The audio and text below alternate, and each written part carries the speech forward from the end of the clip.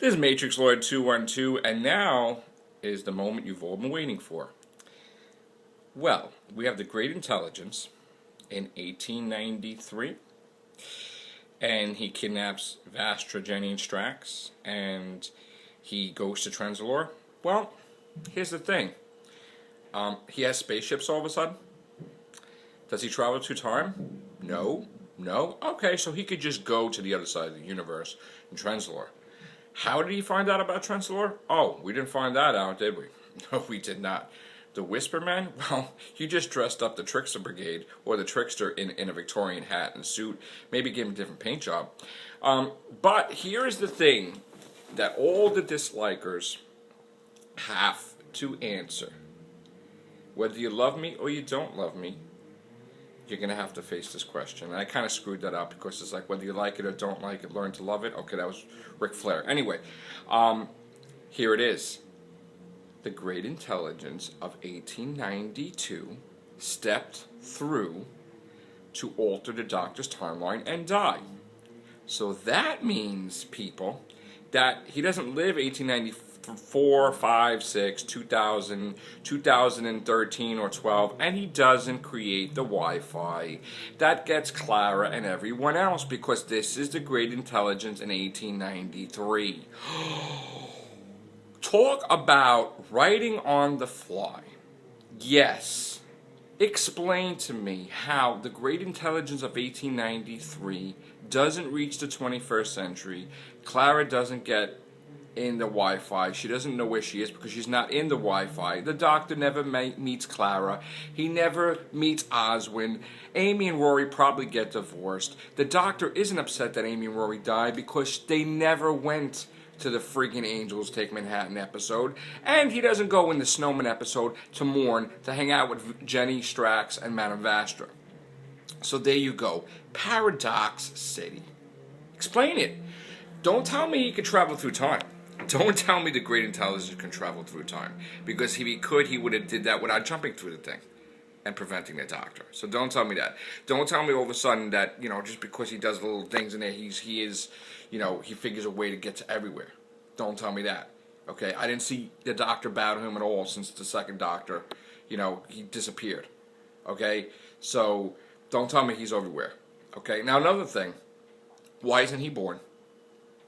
Why isn't he born a million times? Okay. You're mad? You don't want to answer that question. Granted. The Great Intelligence was an alien parasite that lived, he lived beyond 1892, right? I mean, he lived in 1891, 1892. He lived, to the 21st century, right? Because the Bells of St. John. Okay, so if he lives for hundreds of years, and he's an alien, and that thing tears him apart and could kill him like confetti, Clara's a human, guys. Okay? Just put it out there. She doesn't live hundreds of years. She's a human being. Just saying. Another thing. She jumps in there to stop the Great Intelligence from altering the Doctor. Did you see Clara punch the Great Intelligence once? Did you see a wrestling match? Did you see anything? Like, hey, you, get your hands off the Doctor. No. I didn't see the Great Intelligence and Clara on screen at all in the past. A million times. I didn't see the Great Intelligence at all. She went in there not to say hi, guys. She went in there not to say hi to the Doctor and warn him about what? The Great Intelligence, if he's there, right? And she says, hey, the Great Intelligence is coming. Then it's a whole new adventure where he's there. He's there a million friggin' times. And don't think he phases in, tries to alter and phase out. Think of Clara. Clara had whole episodes. Solomon of Daleks, Snowman, where she is a copy. Well, so is the Great Intelligence. So, why not? So now you have two Great Intelligences in the Snowman, right? Bells of St. John didn't happen, people. Because Moffat wrote himself into a back wall. Okay? The Great Intelligence of 1893. I hope I got it right. Not 92, 93, 93 I think, right? He dies. He doesn't builds up his great intelligence. He doesn't take over the Wi-Fi in Bells of St. John. The bells of St. John don't happen. Great job, Stephen Moffat. Another thing. So, the doctor, and the doctor's wife, can you explain to me why Stephen Moffat hates Neil Gaiman? Because Neil Gaiman said that the TARDIS was speaking to the doctor, and the TARDIS says, "You chose me," or "I chose you." Clara didn't choose anything, okay? Moffat threw her in there. So he erased the Doctor's Wife episode because he didn't like it. That Neil Gaiman was 10 out of 10. Another thing. The Doctor in the Doctor's Wife says, I killed all the Time Lords. Well, if John Hurt killed all the Time Lords, and you don't call him the Doctor, then the Doctor didn't kill all the Time Lords, did he? I mean, he's parading about it that he killed all the Time Lords and the Doctor's wife. He mentions it everywhere. David Tennant, the Ninth Doctor, he killed all the Time Lords. So he's good for that, but then he can't have the title of the Doctor? That's dumb.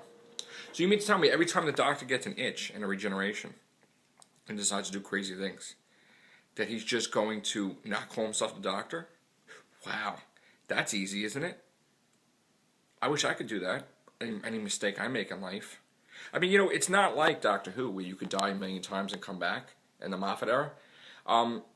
You can't erase things or rewrite things. I mean, I can't say, hey, I'm Stephen Moffat, and I'm going to make Clara basically choose the TARDIS for the Doctor. Or, I make the impossible companion. Or make everybody love the Doctor. I mean, Madame de Pompadour, River Song, Clara. Why did you throw River in there? The whole purpose is for you to build up the Impossible Girl, right? But now you just screwed the Impossible Girl because you just revealed to everybody that River Song is going to hear from the Doctor that he loves her. Okay? Because he's going to tell her his name. So where's the romance with Clara? It ain't happening, people. And what's this love triangle that you talk about, Stephen Moffat, about River and Clara? I didn't see even a line, let alone a triangle. So, and really, holograms have substance with sustenance, where they can just, the Doctor could grab River's hand and kiss her. Really, man, talk about paradox. Sort of like the paradox where Amy is a ganger in so many episodes, and the sonic screwdriver is used by her all the time, and she doesn't zap to goo in every episode. But then he finds out that she's a ganger. He points the sonic screwdriver, and then she's goo. Or that someone beams a ray to connect Amy to her avatar ganger in outside the universe. Wow, that's believable too. And also, silence will fall when the question's asked. I didn't see silence fall at all. I heard him say, "Please," the door open, and then, they're like, oh, immediately Strax is like, or somebody said something about the name, you said your name, he's like, I didn't say my name. Where's the silence?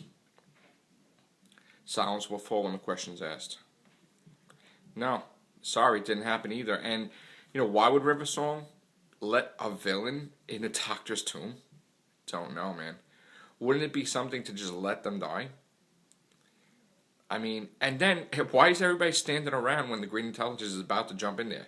I mean, you have these soldiers, like Vastra and Jenny. And I mean, Jenny's doing like the Matrix, flipping around, beating up people in Crimson Horror. Vastra's like battling like hundreds of people in The Queen Mary Goes to War.